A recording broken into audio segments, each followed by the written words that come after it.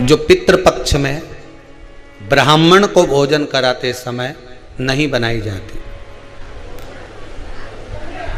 एक तो कुमड़ा, दूसरा पत्ता गोभी, जो बंद गोभी होती है ना, वो बंद गोभी जो होती है ना पत्ता पत्ता वाली, उसकी भी सब्जी पितरों के ब्राह्मण अगर भोजन करता है तो उसमें नहीं बनाई जाती। एक कुमड़ा, ये जो पेठा बनता है ना कुमड़ा का, ये भी श्राद्ध पक्ष में नहीं खिलाया जाता। महाराज बुरा कोला पेड़ा बोलते हैं, क्या बोलते हैं उसको श्राद्ध पक्ष में उसको भोजन में नहीं दिया जाता। ब्राह्मण के भोजन, महाराज ब्राह्मण के भोजन में श्राद्ध पक्ष में सबसे ज्यादा जरूरी है दूध की खीर, दूसरा तुरई या गिलकी का भोजन, या तो सब्जी बनाओ या भजिया बनाओ, कुछ भी बनाओ। तीसरा मांस की दाल का भोजन, उड़द की दाल का भोजन। उड़द की दाल का या तो दही बड़ा बना लो, इमरती बना लो, या फिर बड़ा बना लो, या पकोड़ा बना लो, पर उसका भोजन होना जरूरी है। 3 भाग दूध का भोजन आहूतों के हिस्से में चले जाता है, गिलकी और तुरई का भोजन पितरों के हिस्से में चले जाता है, मांस की दाल का भोजन, उड़द की दाल का भोजन प्रेतों के हिस्से में चले जाता है। इसलिए ये 3 भाग का भोजन ब्राह्मण जब श्राद्ध पक्ष का भोजन करे तो उसमें बनाना जरूरी।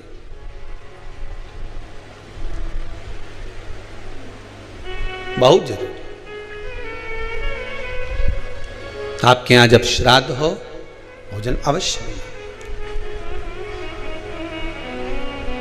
कई लोग कहते हैं गुरुदेव जब हम गया जी से आ जाएं तो क्या ब्राह्मण भोजन कराना जरूरी है? क्यों नहीं, कराओ, क्यों नहीं करा? क्या गाय की रोटी निकालना जरूरी है? स्वान की रोटी निकालना जरूरी है? कौवे की रोटी निकालना जरूरी है? हम कहते हैं अगर श्राद्ध गया जी का हो गया तो भले कौवे की मत निकालो, पर गाय की, स्वान की, ब्राह्मण जन की भोजन प्रसादी जरूरी।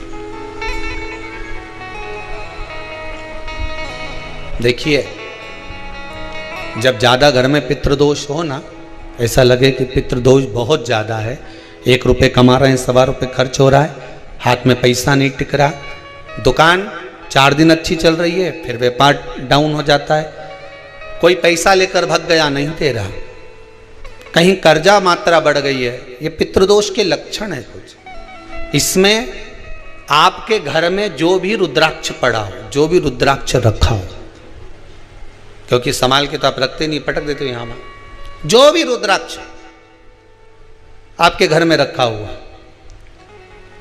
एक पानी के पात्र में उस रुद्राक्ष को डाल दीजिए, उसमें 1 चावल का दाना डाल दीजिए।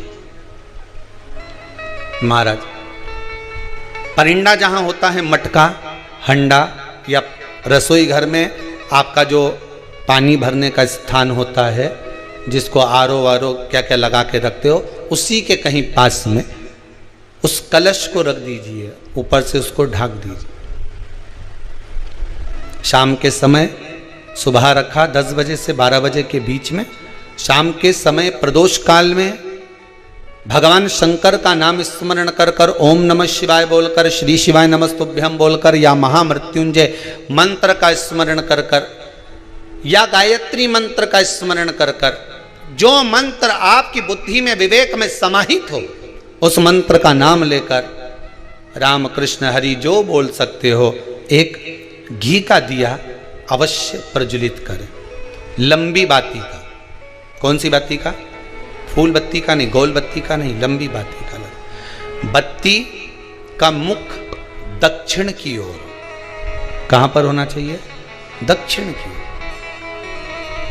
ना पूरब, ना पश्चिम, ना उत्तर। बत्ती का मुख कहां हो? दक्षिण की ओर। जैसे श्राद्ध पक्ष में ब्राह्मण को जब भोजन कराते हैं तो ब्राह्मण का मुख श्राद्ध पक्ष के भोजन कराते समय अगर पूरब, पश्चिम और उत्तर का होता है तो श्राद्ध के भोजन का फल नहीं मिलता।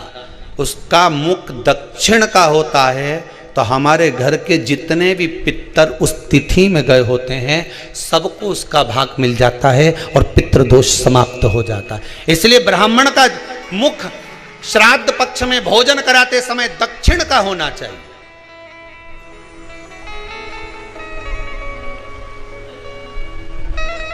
ब्राह्मण का मुख दक्षिण का हो।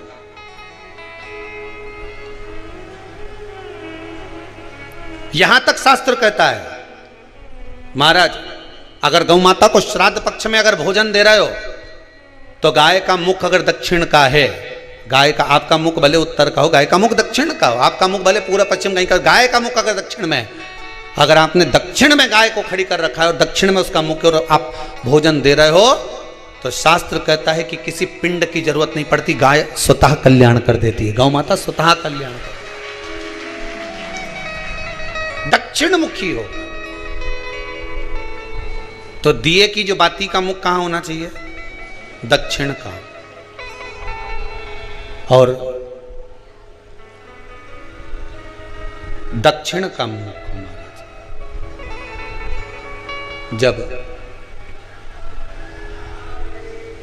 जब दक्षिण का मुख हो, दक्षिण की ओर बाती हो महाराज, तब दक्षिण की बाती जलाने के बाद में भगवान से वहीं पर प्रार्थना करें। जो कलश रखा है उसके ऊपर जो प्लेट रखी है, ढाका गया है, वहाँ अपना सीधा हाथ रखें और अपने पूर्वजों का, अपने पितरों का स्मरण करें कि मेरे धन को लेकर कोई चले गया, मेरा व्यापार ऐसा चल रहा है, मेरा घर में बच्चों का विवाह नहीं हो रहा, या घर में इतनी अशांति है या तकलीफ है या कष्ट है, ये सब का स्मरण कर कर उस कलश को रात्रि भर रखे रहने दें। सुबह स्नान आदि करने के बाद फिर एक घी का दिया दक्षिण की ओर लगाकर सुबह 10 बजे से 12 बजे के बीच में उस जल को शिव जी को समर्पित कर कर आ जाएं और वो रुद्राक्ष लेकर वापिस सजाएं। महाराज वापिस सजाइए, उस रुद्राक्ष को अपने घर में रख दीजिए। वर्ष भर वो रुद्राक्ष आपको कभी बीमारी से नहीं घिरने देगा, कभी किसी जगह खड्डे में नहीं जाने देगा, वो उन्नति की ओर ही बढ़ाएगा। भले कोई भी रुद्राक्ष हो, 1 मुखी से लेकर 14 मुखी, 20 मुखी, 18 मुखी, जो रुद्राक्ष आपके पास में, आप तो उसका स्मरण करिए, आप उसका स्मरण करें।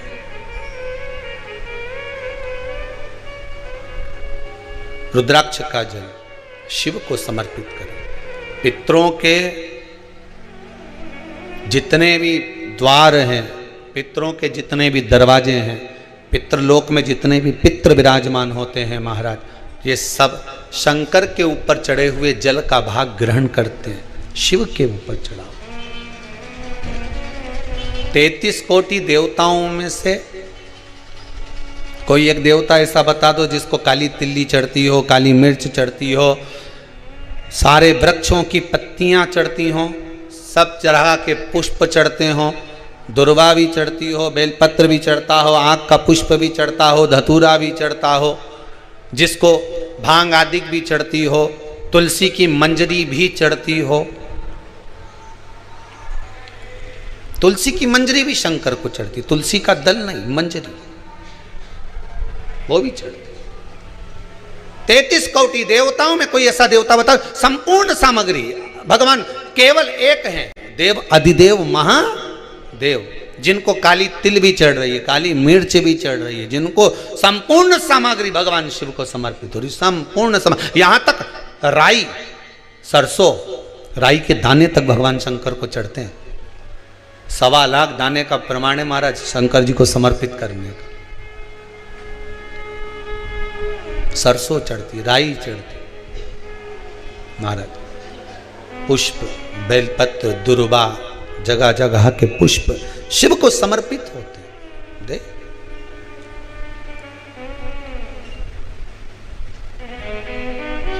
पितृ, जब शंकर भगवान को जल चढ़ाया जाता है 16 श्राद्ध पक्ष में, 16 दिन श्राद्ध के जब हम भगवान शंकर को जल समर्पित करते हैं तो उसका भाग हमारे पितरों को प्राप्त होता है।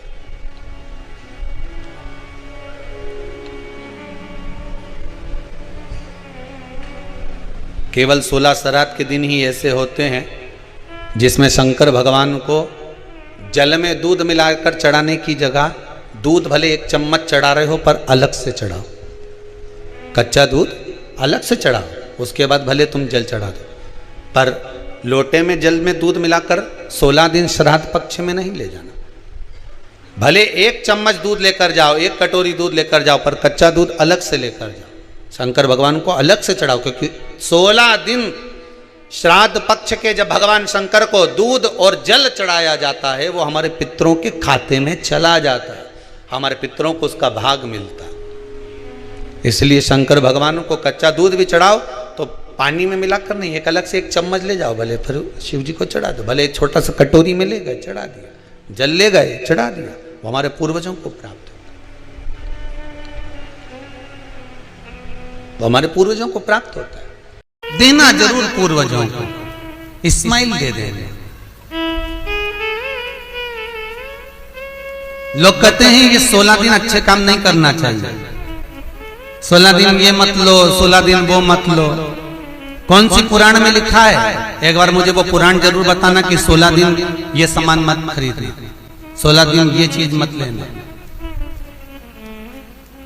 क्योंकि शिव महापुराण में और शास्त्रों में वर्णन आता है कि 16 दिन श्राद्ध के हैं, ये पूर्वजों के हैं। आप पूर्वजों का नाम लेकर अपने पितरों का स्मरण कर कर तुम्हारी मर्जी पड़े वो खरीदो, तुम्हारी मर्जी पड़े वो लाओ, पर सबसे पहले उन पूर्वजों को सम्मान पूर्वक वो वस्तु समर्पित कर दो कि आपकी है, आपको संभालना है, आपने दी है, आपके द्वारा आई है। पूर्वज खुश होंगे।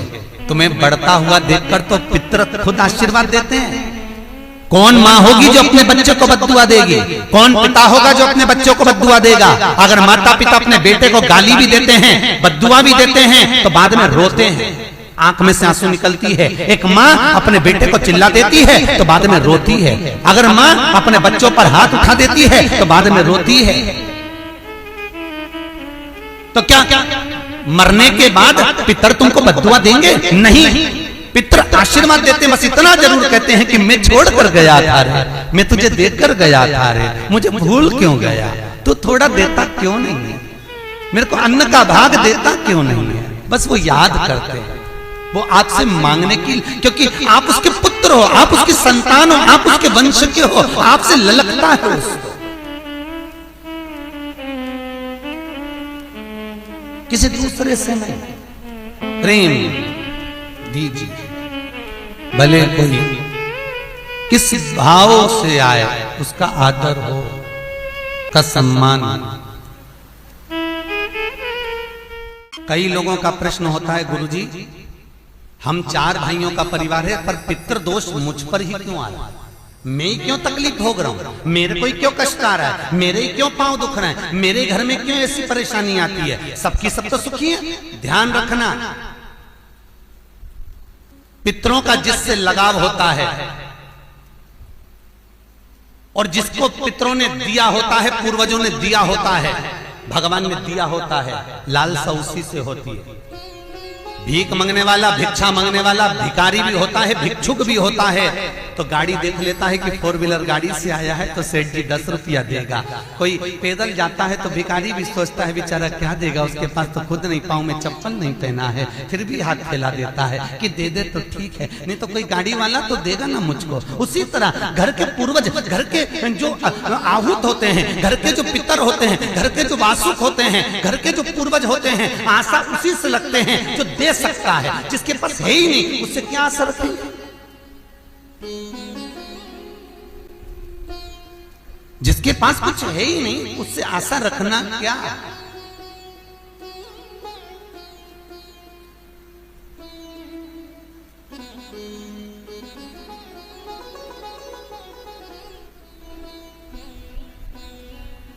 कई लोग कहते हैं गुरुजी हमारे पास देने के लिए कुछ भी नहीं, हम हमारे पूर्वजों को क्या? मत दो ना, इस्माइल तो दे सकते हो।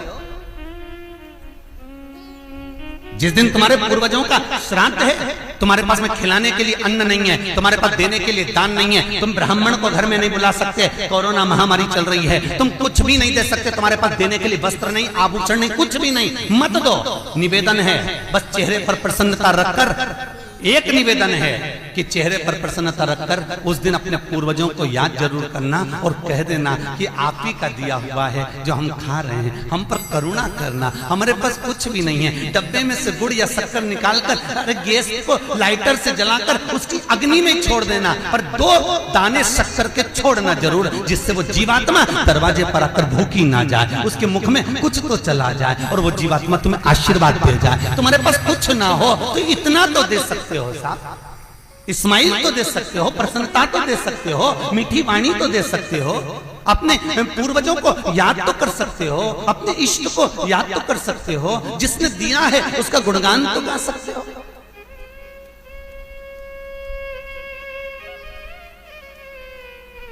एक नई नवेली दुल्हन को पति ने एक नई नथनी लाके दे दी। कबीरदास जी लिखते हैं, नथनी दी यार ने तो दिया बखान। यार ने केवल एक नथनी लाकर दी है, पति ने केवल एक नथनी लाकर दी है, सोने की बड़ी सुंदर, सबको दिखा रही है, घूंघटे में उघाड़ उघाड़ कर दिखा रही है, मेरे पति ने दी है, झुमका बार बार दिखा रही है, मेरे पति ने दी है, मेरे पति ने दी है। एक नथनी मात्र 2000, 5000, 10,000, 20,000, 25,000, 50,000, 1 लाख, 2 लाख की नथनी पति देता है तो सारे जगत को दिखा देते हो। वो परमात्मा देता है तो किसको क्यों नहीं बोलते कि उसने दिया है, उस पूर्वजों ने दिया है। वो छोड़ कर गए थे तो हम खा रहे हैं, अगर वो छोड़कर नहीं जाते तो रोड पर मिल जाते। लोग कहते हैं हमारी माँ ने हमको क्या दिया, हमारे पिता ने हमको क्या दिया, सब उसको देकर चले गए। भले वो किसी को दे जाएं पर आशीर्वाद लिए बगैर मत जाने देना। भले वो कितना भी पक्षपात करें, भले वो कितनी भी बेईमानी करें, भले वो कितना भी कपट करें, वो सारी जायदाद उठाकर किसी को भी दे दें, पर उन माता पिता का सम्मान जरूर करना, क्योंकि वो मरते मरते आशीर्वाद जरूर दे जाएंगे कि मैंने तुझे कुछ नहीं दिया, ले मैं तुझे आशीर्वाद देता हूँ, और तुम्हें आशीर्वाद मिल गया तो तुम निहाल हो गए। वर चाहिए, आशीर्वाद चाहिए, धन दौलत नहीं। श्राद्ध पक्ष की कथा कहती है, ये श्राद्ध पक्ष का जो वर्णन गरुड़ पुराण में कहा गया कि जीवात्मा सबसे पहले जाती है तो घर पर जाती है, जैसे जट्ठा और मट्ठा की कथा।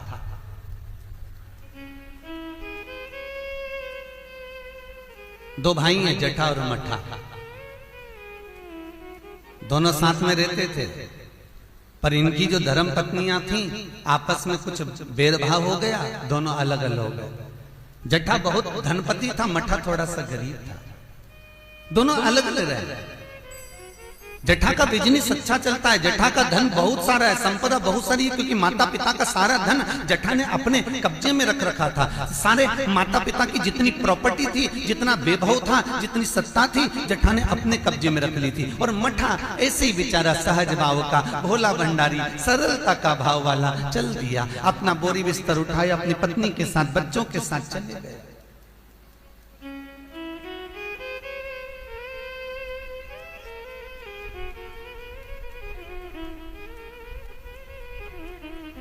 सोलह दिन श्राद्ध किया गया। एक दिन जट्ठा की पत्नी बोली, सुनो, इतना सारा गाड़ी बंगला जमीन जायदाद ढेर सारी है, 200 एकड़ जमीन, 200 बीघा जमीन है, 4 ट्रैक्टर हैं, गाड़ी बंगला ढेर सारा है, खूब वैभव बना हुआ है, पर अपन अपने घर में सेठ बनकर रहते हैं, पर दुनिया को क्या मालूम कि अपने पास कितनी दौलत है, कितनी जायदाद है, अपने परिवार वालों को, रिश्तेदारों को, किसको क्या मालूम कि अपने पास में कितनी सत्ता, अपन कितने राशि ठाठ में रहते हैं। तो पति बोला क्या करना है, पत्नी बोली एक काम करो, तुम्हारे जो पिताजी मर गए थे उनका श्राद्ध आ रहा है,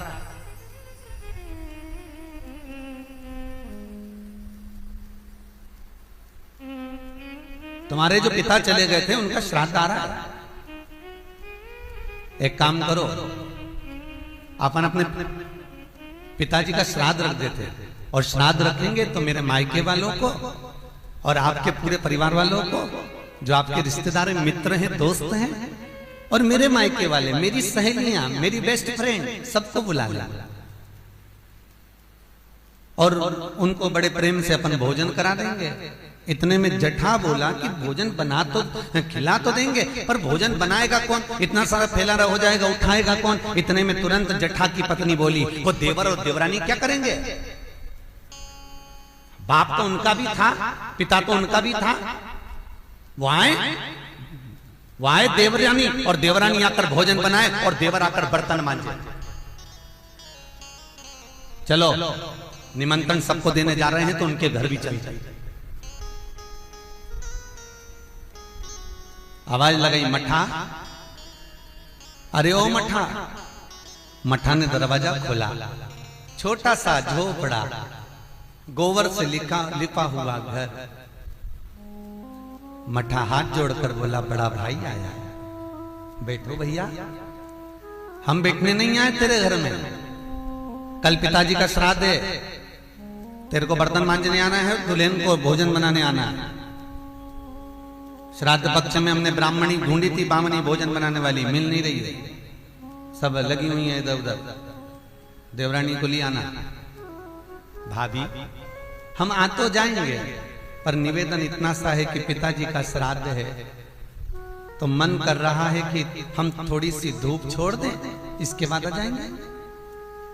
इतने में तुरंत भाभी बोली, सुन रे मठा, आना हो तो सुबह जल्दी आना, क्योंकि रखे हुए बर्तन कौन मांजेगा, भोजन कौन बनाएगा। इतनी देरी से आना है तो केवल क्या खाने आ रहे हो, आने की जरूरत नहीं है, तुम दोनों की जरूरत नहीं है मेरे को, मत आना तुम। छोड़ दिया। जेठा गया, अपने ससुराल वालों को बुला लिया, मायके वालों को बुला लिया, सबको बुलाया। पितृलोक से जिसकी तिथि होती है, पितरों के भगवान जिनका नाम है आर्यमा स्वामी, कौवे पर बैठकर जिसकी तिथि होती है, उस तिथि के जीव को कौवे पर बिठाकर आर्यमा स्वामी लेकर आते हैं, और जिसकी यहाँ श्राद्ध होती है उसकी छत पर कौवा छोड़ते छोड़ते जाते हैं। इसलिए हिंदू धर्म में श्राद्ध में कौवे का बड़ा महत्व होता है, क्योंकि पितरों के देवता आर्यमा स्वामी कौवे पर बैठते हैं, और उसी कौवे पर हमारे घर के जीवों को लेकर आते हैं। और सबसे पहले वो जीव कहां जाता है श्राद्ध पक्ष में, बहुत ध्यान से सुनना गरुड़ पुराण का ये चरित्र। सबसे पहले वो जीव कहां जाता है, जो घर का सबसे पुराना घर होता है, जहां पर घर का बड़ा बेटा रहता हो, जहां पर घर का पुराना मकान हो, पुराना घर हो, वहां वो जीव जाता है। 3 वृक्ष पितरों के तुल्य हैं। पहला पीपल, दूसरा बट वृक्ष, तीसरा बेलपत्र का वृक्ष। बेलपत्र का कभी अनायास श्राद्ध पक्ष में आप कुछ भी ना कर पाए, कुछ भी ना कर सकते हो, तो एक पत्ते के ऊपर कोई सा भी पत्ता ले लो, चाहे पान का ले हो, कोई पीपल का ले हो, कोई भी पत्ते के ऊपर एक पुड़ी, थोड़ा मीठा थोड़ा नमकीन रखकर अपनी कामना कर कर अपने पूर्वजों के लिए इन 3 वृक्ष के नीचे 16 श्राद्ध में किसी भी एक दिन आप वो भोजन को रखकर आ जाइए, अपनी कामना कर कर सुख का अनुभव होगा, पितरों को शांति मिलेगी। एक जट्ठा और मट्ठा की कथा हमने पहले कही है, वो भी हमारे पेज पे डली हुई है, आप उस पे से निकाल कर सुनना।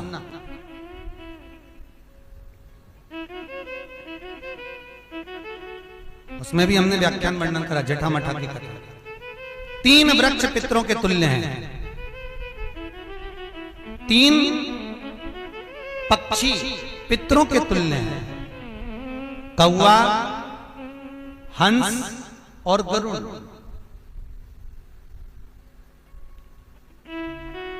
एक कौवा और एक श्वान कुत्ता, ये 2 ऐसे होते हैं जिनको 20 मिनट पहले, आधे घंटे पहले, 1 दिन पहले, 24 घंटे पहले, 48 घंटे पहले क्या होने वाला होता है, कौवे को और श्वान को भान हो जाता है। क्यों?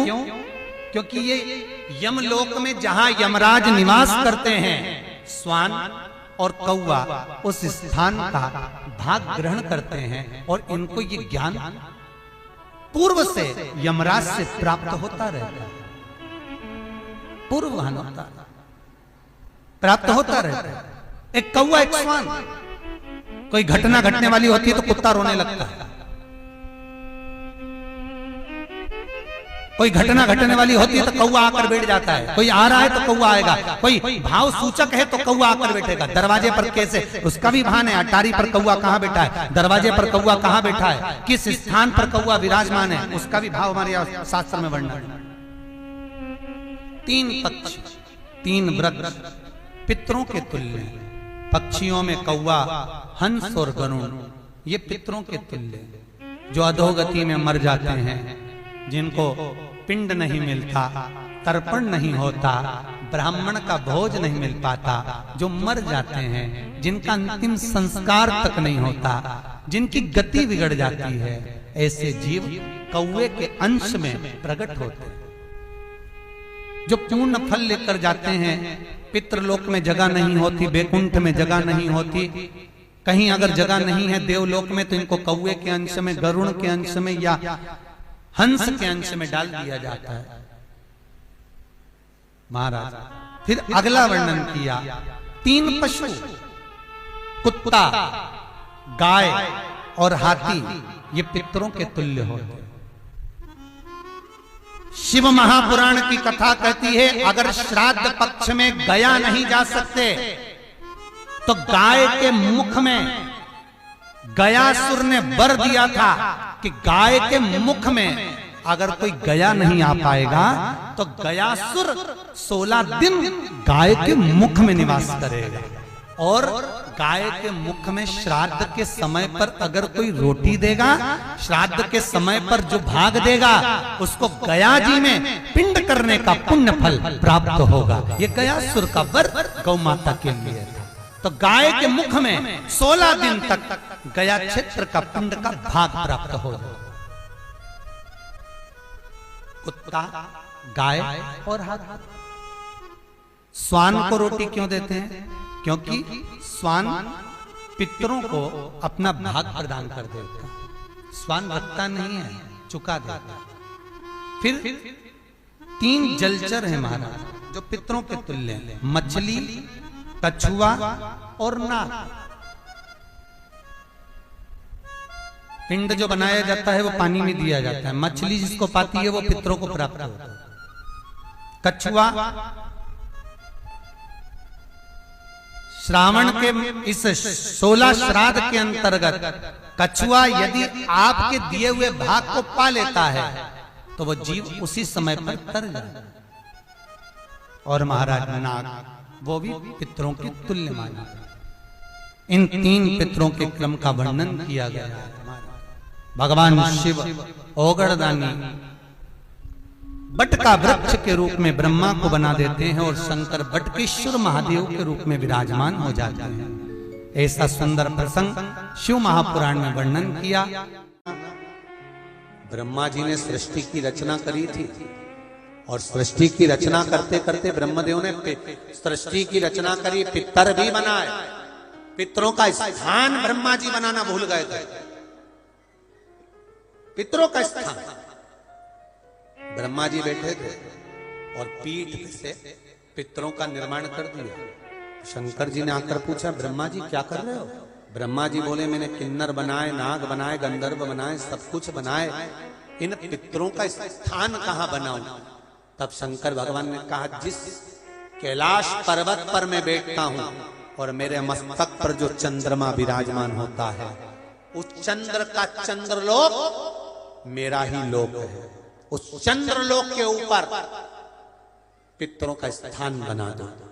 ब्रह्मा जी ने कहा, यदि मैं पितरों का स्थान चंद्रलोक के ऊपर बनाऊंगा तो आपको कष्ट होगा भोलेनाथ, आपको कष्ट होगा। शंकर भगवान कहते हैं, सुनो ब्रह्मदेव, मृत्यु लोक में शिव मंदिर के अंदर शिवालय में जो जलाधारी टांगी जाएगी,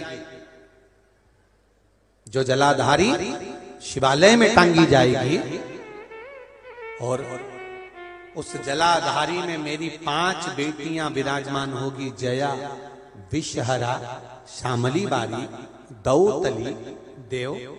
उस जलाधारी में मेरी 5 बेटियां रहेंगी, पर जो संसार का मनुष्य उस जलाधारी में जल डालेगा, वो जल मेरे माध्यम से पितृलोक में पहुंच जाएगा। उस जलाधारी के जल की महत्ता। कई लोग कहते हैं कि श्राद्ध में ही तर्पण किया जाता है, कई लोग कहते हैं श्राद्ध पक्ष में तर्पण किया जाता है, कई लोग कहते हैं कि श्राद्ध पक्ष के अंतर्गत ही तर्पण का महत्व है। अरे भाई, बड़े बड़े यज्ञ अनुष्ठान, बड़े बड़े जो उपासना होती है, उसमें भी तर्पण आदि का क्रम होता है, उसमें भी पितरों का स्मरण होता है। और शिव मंदिर में जो जलाधारी बंदी होती है, उस जलाधारी में जब जल हम चढ़ाते हैं तो ऐसा कोई दिन नहीं होता कि हमारे पूर्वजों को जल नहीं मिलता। आप शंकर के मंदिर में जलाधारी में भी एक लोटा पानी अगर चढ़ा रहे हैं तो वो हमारे पूर्वजों को मिलता है और उसका आशीर्वाद हमको प्राप्त होता ही है, ये निश्चित है। बैकुंठ का निवास करते हैं और बैकुंठ पर शेषनाग की सैया पर विराजमान रहते हैं। भगवान ब्रह्मा कमल के पुष्प के ऊपर विराजमान रहते हैं।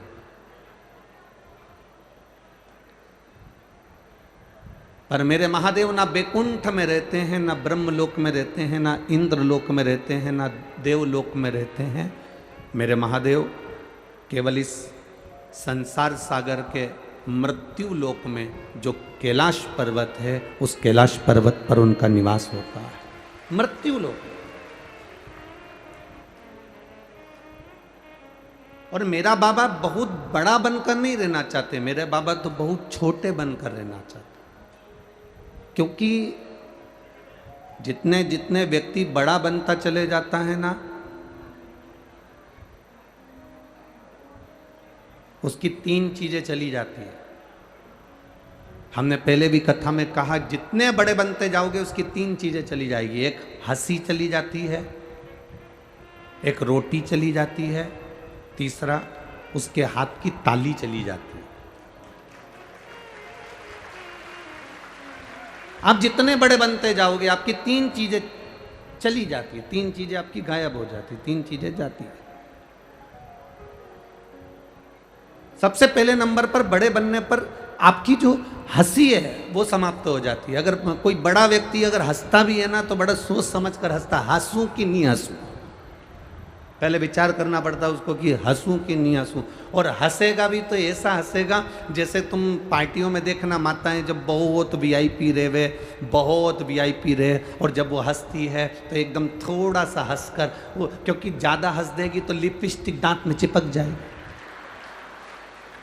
तो वो ज़्यादा तो हंस भी नहीं सकती। तो एक नंबर पर तो उसकी हंसी चली गई, दूसरे नंबर पर उसकी रोटी चली गई। ज़्यादा बड़े बन गए तो भोजन भी नहीं कर सकते अच्छे से, जो किसी ने लाकर दे दिया बस उतना खा लिया, अपनी मर्जी से आप भोजन भी नहीं ग्रहण कर सकते। और तीसरे नंबर पर हाथ की ताली। आपको मन को अच्छा लग रहा है कि मेरे को बड़ी प्रसन्नता हो रही है इस संवाद को सुनकर, मुझे बड़ी प्रसन्नता हो रही है इस कथा को सुनकर, मुझे बड़ी प्रसन्नता हो रही है इस आयोजन को लेकर, तो भी आप हाथ से ताली नहीं बजा सकते, क्योंकि ताली भी अगर कोई बहुत बड़ा व्यक्ति बजाता है तो बड़ी सावधानी से थोड़ी सी बजा लेता है, एकदम खुल कर नहीं बजा सकता, वो बजाना मुश्किल है। बड़ा व्यक्ति 2000 के नोट की तरह होता है और छोटा व्यक्ति 1, 2, 5, 10 रुपए की चिल्लर जैसा होता है। अब तुम ईमानदारी से बताना, 2000 का नोट ज्यादा काम आता है कि चिल्लर ज्यादा काम आती है? जम के तो बोलो रे कोटा वालों जरा, चिल्लर ज्यादा काम आती है ना। चिल्लर गरीब के कटोरे से लेकर सेठ की काउंटर तक रहती है, जन्म से लेकर मरण तक चिल्लर रहती है। लोग मुर्दे पर भी फेंक देते हैं। एक छोटे से छोटे काम से लेकर बड़ी से बड़ी फैक्ट्री तक चिल्लर रहती है।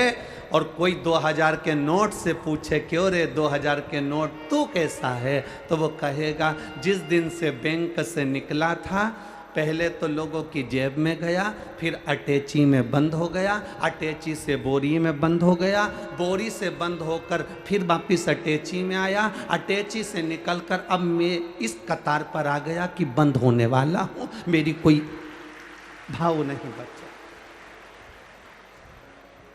ज्यादा बड़े हो जाओगे, ज्यादा बड़े बन जाओगे तो तुम्हें कैद रहना पड़ेगा, बंद रहना पड़ेगा, संभल कर रहना पड़ेगा।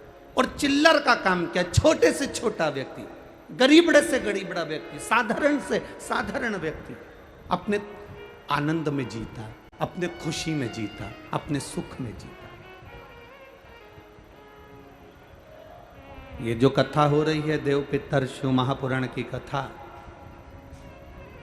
वो भी पितृपक्ष में जो चल रही है, ये जीवन का एक सुख देने वाली,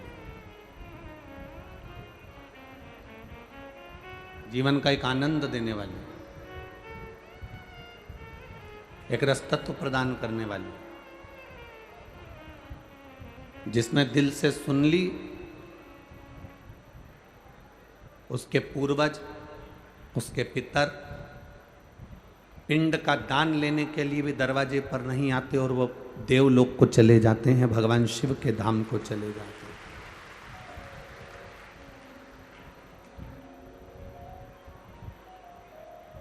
कितनी सुंदर कहती है शिव महापुराण की कथा, कहती है एक देवराज नाम का ब्राह्मण, वो देवराज नाम का ब्राह्मण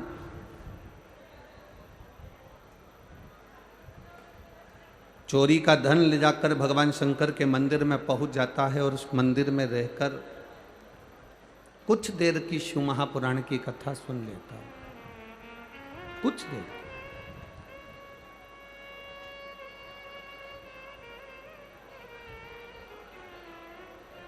शिव महापुराण में तो कहा गया कि उसने सुनी भी कथा तो कितनी देर की सुनी? मात्र कुछ क्षण की।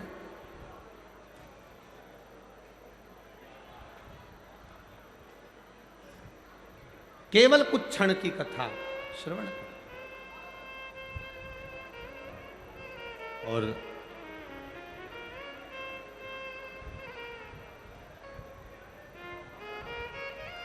जब शिव महापुराण की कथा सुन रहा था तब शरीर में ताप पड़ रहा था।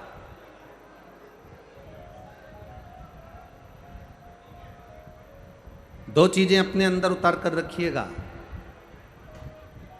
शरीर में अगर ताप बढ़ता है, शरीर में बुखार बढ़ता है, शरीर में कष्ट बढ़ता है, तो भोजन छूट जाता है।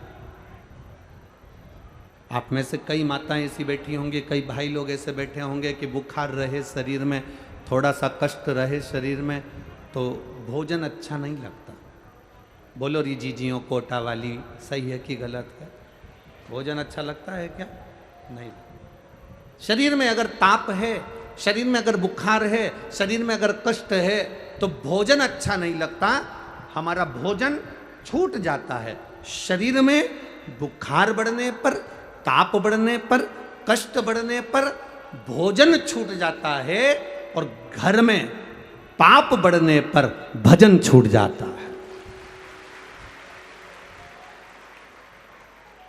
जैसे जैसे हमारे घर में पाप बढ़ना प्रारंभ होता है, कोई गलत काम हो रहा है, कोई गलत चीज हो रही है, गलत धन आ रहा है, गलत संपदा आ रही है, गलत दौलत आ रही है, गलत चीजें हो रही हैं, तो हमारा पाप बढ़ता चले जाता है। पाप बढ़ा कि हमारा भजन, हमारा कीर्तन, हमारा मंत्र जाप, हमारा नाम जाप, हमारा स्मरण छूट जाता है। तुम रोज शंकर जी के मंदिर जा रही हो, रोज जल चढ़ाने जा रही हो, रोज भगवान को जल चढ़ा कर आ रही हो, प्रतिदिन भगवान देवादिदेव महादेव को अगर जल चढ़ा कर आ रही हो, और तुम 15 दिन अगर भगवान के मंदिर नहीं जा पाओ, तो विचार करना कि मैंने ऐसा कौन सा पाप कर दिया जो भगवान के मंदिर नहीं पहुंच पाए। मैं परमात्मा के दरवाजे तक क्यों नहीं पहुंचा? मैं परमात्मा की चौखट तक क्यों नहीं गई?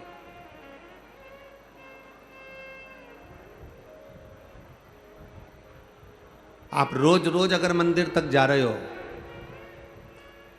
5 दिन की शिव महापुराण की कथा है ये जो कोटा को मिली है। कितने दिन की है? 5 दिन की।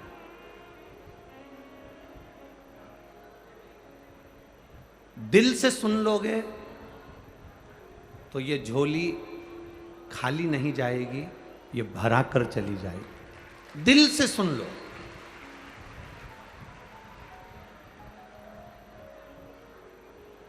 जब घर से चलो तो ये विचार कर कर चलना कि मेरे को जहां जगह मिल जाएगी मैं वहां बैठ जाऊंगी। सुन लो, अपने मुख से कुछ नहीं बोलकर केवल भगवान की कथा का रस तत्व ग्रहण करते चलो।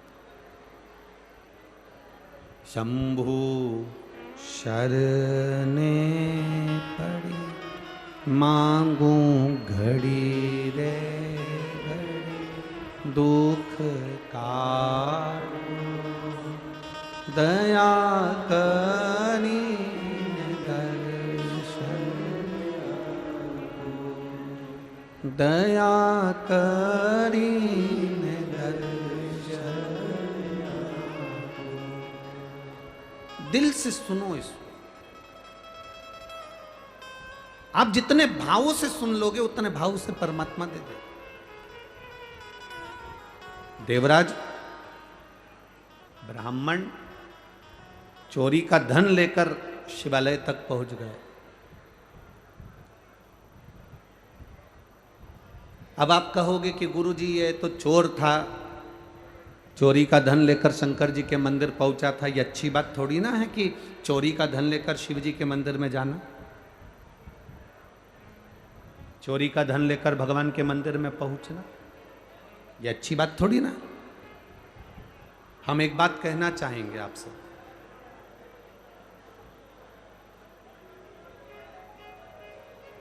जिंदगी में कितना भी पाप हो जाए, जिंदगी में कितना भी आपने झूठ बोल लिया, जिंदगी में आपने कितना भी अपशब्द कह लिया, मनुष्य की देह में आने के बाद आपने कितना भी पाप करा हो, कितना भी झूठ बोला हो, कितना भी छल करा हो, पर शिव महापुराण की कथा कहती है इतना जरूर स्मरण रखना, इस शरीर से कितना भी पाप हो जाए पर भगवान का दरवाजा कभी मत छोड़ना, उसके दरवाजे पर जाते रहो।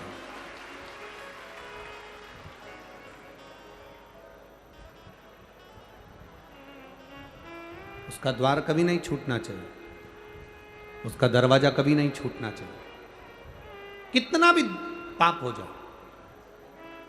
एक व्यक्ति ने कहा गुरुजी ये देवराज नाम का ब्राह्मण तो पाप करा था, चोरी करा था, चोरी करा हुआ व्यक्ति शंकर जी के मंदिर में काय को गया? उसको तो धन लेकर अपने घर चले जाना था। चोरी करने के बाद शिव जी के पास क्यों गया? शिव महापुराण की कथा कहती है बच्चा नाली में गिर गया, बच्चा गटर में गिर गया, बच्चा कीचड़ में गिर गया, बच्चा गंदी जगह पर गिर गया, गिरकर बच्चा कीचड़ में से निकला। मोहल्ले के लोग, कॉलोनी के लोग, सोसाइटी के लोग, जहां रहने वाले लोग हैं वो उस बच्चे को गले से नहीं लगाएंगे, उस बच्चे को चुप नहीं करेंगे, बच्चे से दूर से बोलेंगे भैया चुप हो जा, भैया चुप हो जा, भैया पानी ला दो, इसको पानी दे दो। मोहल्ले के लोग उस बच्चे को, मोहल्ले के लोग उस बच्चे को पानी दे देंगे, मोहल्ले के लोग उस बच्चे को चुप कराने का प्रयास करेंगे, पर मोहल्ले के लोग बच्चे को गले से नहीं लगाएंगे। मोहल्ले के लोग कभी उसको गले से नहीं लगाएंगे। बच्चा जब पानी में गिरता है, बच्चा जब कीचड़ में गिरता है, बच्चा जब गंदी जगह पर गिरता है, उसको गले लगाने वाला कोई नहीं होता। उसको गले लगाने वाला केवल उसकी माँ और उसका पिता, दो होते हैं जो बच्चे को गले लगा लेते हैं। बच्चा कितना भी कीचड़ में गिर गया, बच्चा कितनी भी गंदगी जगह में गिर गया, बच्चा कितनी भी गंदगी में गिरा हो, पर माँ बाप ये नहीं देखते कि मेरा बेटा कीचड़ में गिरा कि गंदगी में गिरा। माँ बाप तो उसको चुप कराने के लिए अपने गले से लगा लेते हैं, अपने गले से उसको लगाकर अपनी गोदी में बिठा लेते हैं। उसी तरह जैसे गंदे बच्चे को भी माता पिता अपने गले से लगाते हैं, उसी तरह व्यक्ति कितना भी पाप करा हो, मेरा महादेव उसको गले से लगाता जरूर है। वो अपने हृदय से लगाता है। कर लिया उसने पाप, गलत काम हो गया, पर उसको अपने हृदय से।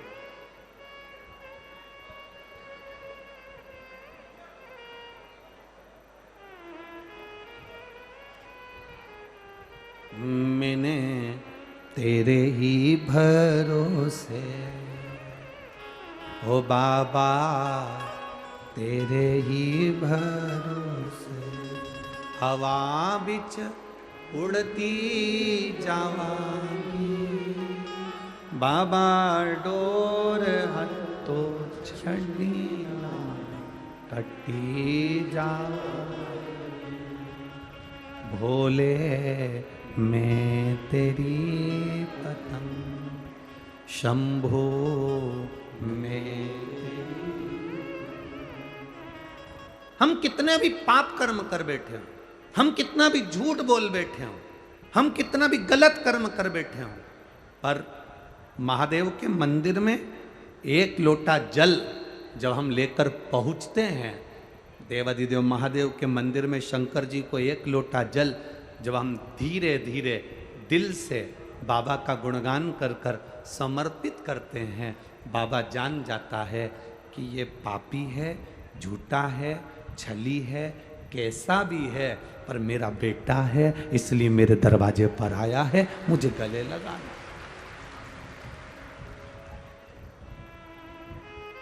आपने सौंप दिया उसको, आपने अपनी जिंदगी का सारा भार सौंप दिया।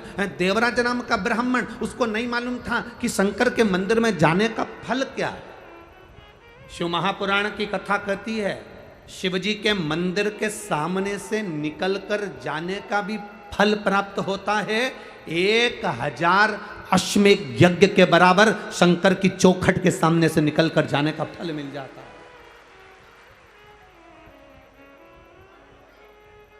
बोल बम का नारा है, आवाज नहीं आई तुम्हारी है, आवाज थोड़ा तेज कर कर बोल बम का नारा है, सारी समस्या का हल। और वो होता है। ये अभी हम पत्र ज़्यादा नहीं पढ़े, हमने तो केवल ये अभी 3-4 पत्र पढ़े हैं। इन पत्रों में किसी ने लिखा, देखिए,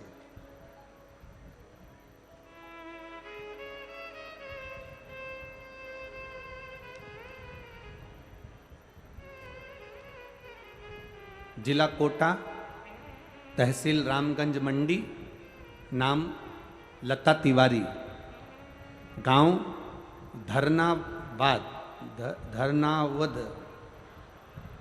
क्या नाम है, तुम समझ गए ना, बस चलेगा, ठीक है। और मोबाइल नंबर ये है। कहीं बैठी हैं, दिख गई क्या, कहाँ बैठी हैं, हाथ हिलाओ जरा, हाँ जी जी दिख गए, ठीक है। एक बार वापिस हाथ हिला दो। श्री शिवाय नमस्तुभ्यम। गुरुदेव, मैं क्या वर्णन करूं, मेरी सास के गले में बहुत बड़ी गठान हो गई थी, खाना छूट गया था, डॉक्टरों को दिखाया तो डॉक्टरों ने कहा इसका ऑपरेशन होगा और गठान है, शायद ये जांच के लिए मुंबई जाएगी और बड़ी बीमारी के योग हैं। गुरुदेव, अब करें क्या? डॉक्टरों ने कह दिया कि गठान बड़ी है, इसका इलाज भी होगा, ऑपरेशन भी होगा और जांच के लिए भी जाएगी, और कुछ कह नहीं सकते। तब मेरी बेटी ने उनसे कहा, दादी माँ आप शिव जी की कथा सुना करो, कभी 2 बजे आती, कभी 1 बजे आती, आस्था चैनल पर आती। आसन लगा कर दिल से सुनना, शिव जी को 1 लोटा जल चढ़ाकर उसका आचमन करना। दादी कैसे जाए, शरीर का कष्ट था, जाना आना बड़ा मुश्किल था, खाना तो बहुत पहले से छूट गया था कि खाना भी नहीं खा सकती थी गठान के कारण। बेटी शंकर जी के मंदिर जाती, जल चढ़ाकर कटोरी में पानी झेलकर अपने लाकर देती। मैं बाबा का क्या वर्णन करूं गुरुदेव, जिस गठान का ऑपरेशन 10 दिन के अंदर होना था, मैंने बाबा से कहा बाबा ज़्यादा दिन नहीं हमारे पास में, आप कुछ ऐसी कृपा करो कि गठान गल जाए। जिसका ऑपरेशन 10 दिन के अंदर होना था, बाबा की कृपा से शिवजी पे चढ़े हुए जल को पीकर 10 दिन के अंदर गठान गल गई गुरुदेव, और मैं बाबा को यहाँ प्रणाम करने के लिए आया। ये शिव तत्व। ठीक हो जी जी, हाथ हिला दो एक बार वापिस।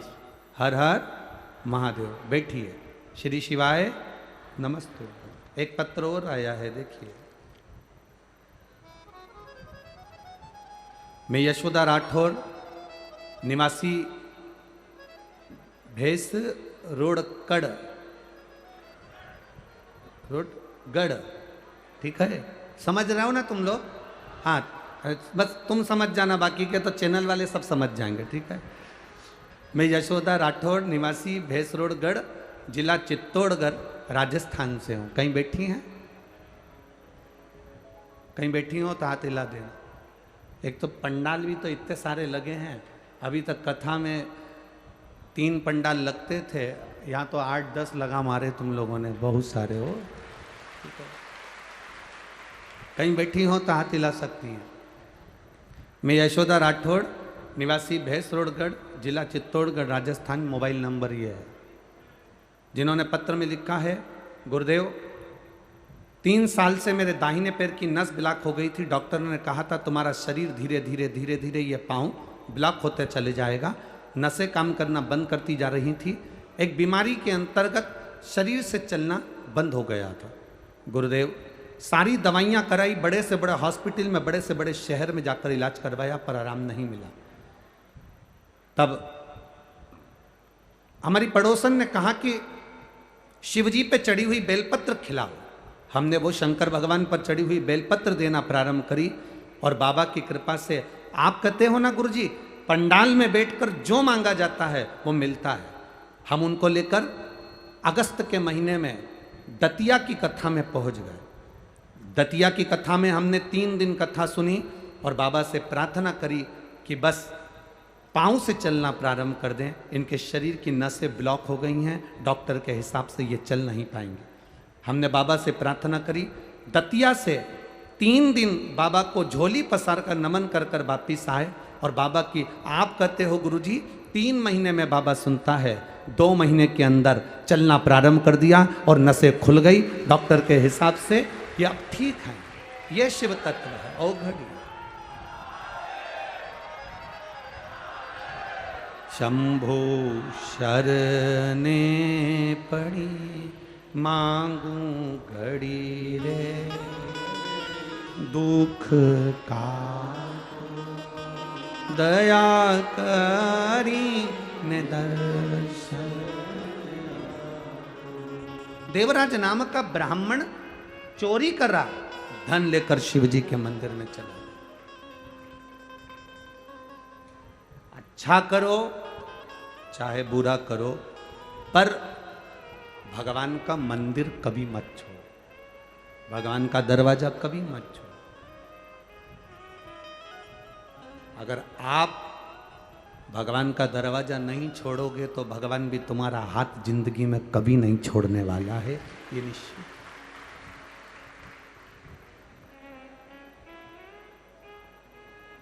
शिक्षा और परीक्षा ये दोनों अलग अलग है। एक कोटा की जो नगरी है, ये तो वैसे भी एजुकेशन में, विद्या में, पढ़ाई में आगे रही है। यहाँ पर पूरी दुनिया के बच्चे कोटा में कोचिंग करने के लिए आते हैं। यहाँ शिक्षा का केंद्र बिंदु है। मेरा एक निवेदन इस शिक्षा विद्याध्ययन करने वालों के लिए भी, शिक्षा और परीक्षा दोनों अलग अलग पहलू हैं।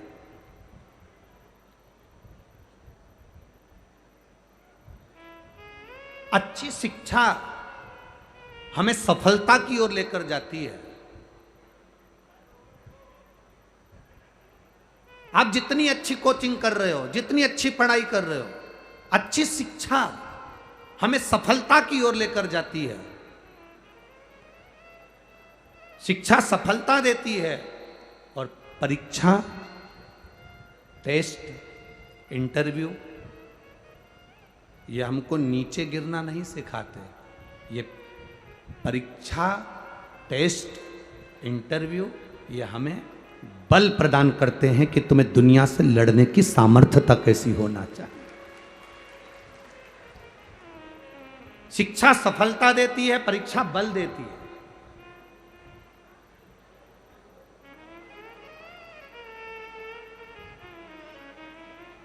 पर ना जाने क्यों कोटा के विद्या केंद्र को, कोटा के शिक्षा केंद्र को, कोटा की एजुकेशन को ना जाने क्यों लोग, हम ये नहीं कहेंगे कि कोई, ना जाने लोग क्यों बदनाम कर कर कोटा से शिक्षा के केंद्र को फिर धीरे धीरे दबाना चाहते हैं। मेरा निवेदन बच्चों से, विद्या अध्ययन करने वालों से, पढ़ाई करने वालों से कि तुम्हारे माता पिता ने तुम्हें पढ़ने के लिए भेजा, तुम्हारे माता पिता ने ये नहीं कहा कि वापिस लौट कर आएगा और अच्छे से टेस्ट देकर आएगा। नहीं, अगर तू अच्छे से पढ़ेगा नहीं, अच्छे से विद्या अध्ययन नहीं करेगा, तेरा अगर कंपनी में नहीं होगा, तू अच्छी एजुकेशन धारण नहीं करेगा, तो माता पिता ने ये नहीं कहा कि तू लौट कर मत आना। माता पिता ने ये कभी नहीं कहा कि तू वापिस मत आना। माता पिता कहते हैं पढ़ने के लिए जा रहे हो, विद्या अध्ययन करने के लिए जा रहे हो, चिंता मत करना, दिल से पढ़ाई करना, दिल से पढ़ाई कर कर दिल से इंटरव्यू देना, दिल से टेस्ट देना, दिल से परीक्षा देना। पास हो गए कोई बात नहीं, असफल भी हो गए कोई बात नहीं, तुम्हारे माता और पिता का घर तुम्हारे लिए इंतजार कर रहा है। तुम्हारे माता पिता का घर तुम्हारे लिए इंतजार कर रहा है। ये महादेव का जो घर होता है, महादेव का जो मंदिर होता है, महादेव का जो शिवालय होता है, भगवान शंकर का जो देवालय होता है, ये होता क्या है? मेरे महादेव हैं कौन? जगत के पिता।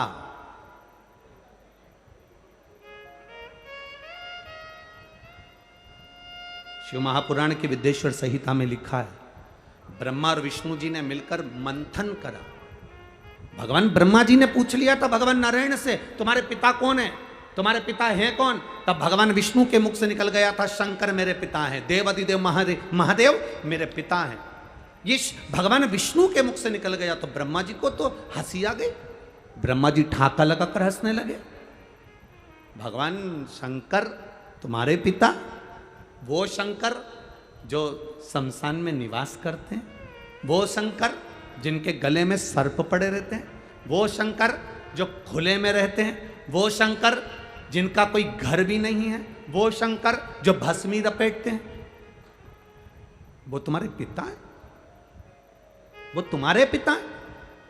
भगवान नारायण ने कहा हाँ, वो मेरे पिता हैं, देव अधिदेव महादेव मेरे पिता हैं, ये मुझे गर्व है।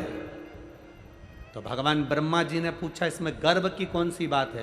तो भगवान विष्णु ने कहा पिता होता ही ऐसा है।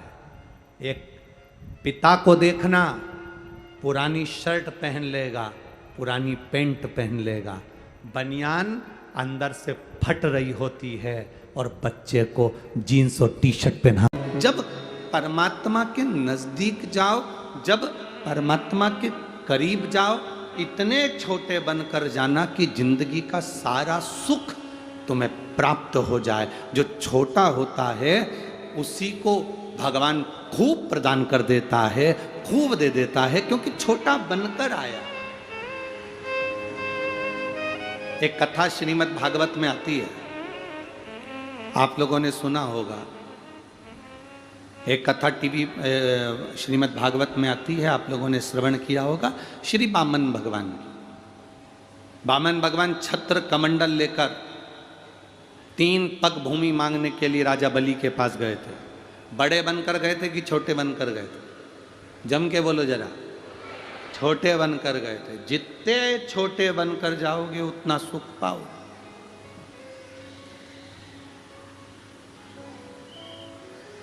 चलो और अच्छे से समझो। एक ट्राली रेत, मकान बनाते हो तो बालू रेत लगती कि नहीं लगती? अरे बोलो तो जम के, लगती है ना। एक ट्राली बालू रेत में 5 किलो शक्कर मिला दो, ठीक है? और मिलाने के बाद में किसी अच्छे बड़े पहलवान को बुलाओ और कहो इसमें हमने 5 किलो शक्कर मिलाई, हमारी शक्कर लाके दो। 50,000 रुपए का पुरस्कार है। 5 किलो शक्कर जो इसमें मिली है वो मुझे पूरी की पूरी चाहिए। पहलवान ढूंढ देगा। चलो पहलवान को छोड़ो, तुम में से कितने लोग बैठे हैं जो 5 किलो पूरी ढूंढ के बता दें? वो एक ट्राली बालू रेत में से 5 किलो शक्कर जो मिलाई है, वो 5 किलो शक्कर पूरी की पूरी ढूंढ के कोई बता सकता है क्या? बोलो तो जम के। नहीं। हाथी को बुला लो, शेर को बुला लो, पक्षी को बुला लो, पशुओं को बुला लो, कोई शक्कर नहीं ढूंढ सकता। शक्कर अगर ढूंढ सकती है तो केवल एक चींटी ढूंढ सकती है।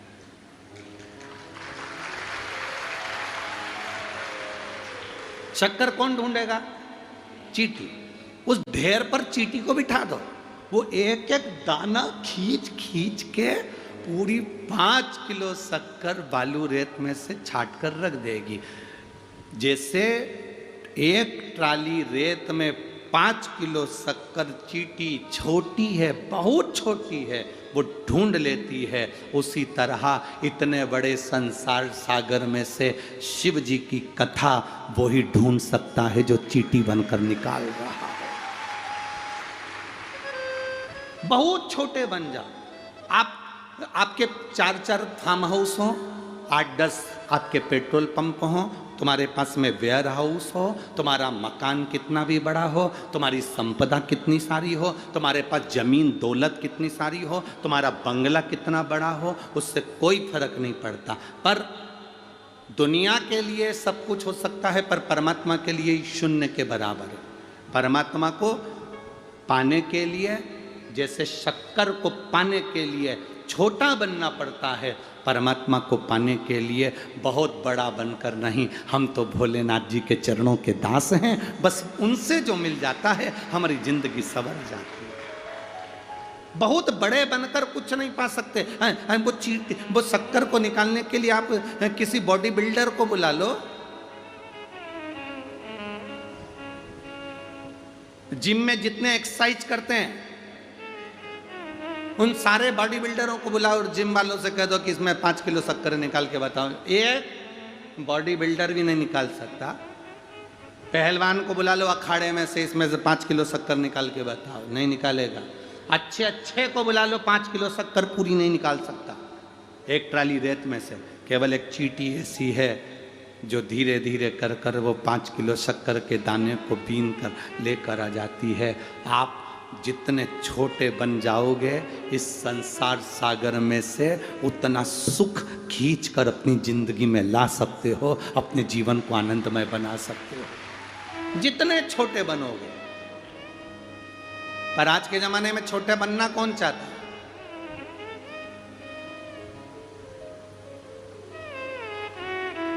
बहू सास से कहती है मेरे से फालतू बात मत करना, तुम मुझे पहचानती नहीं हो।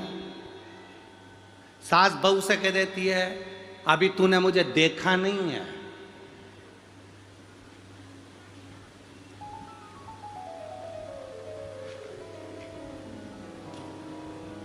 फिर सास ने बहू से कह दिया देख बहू, तू मेरे घर में आई है, आज तक मैंने किसी की सुनी नहीं है, मैं तेरी सुनूंगी नहीं।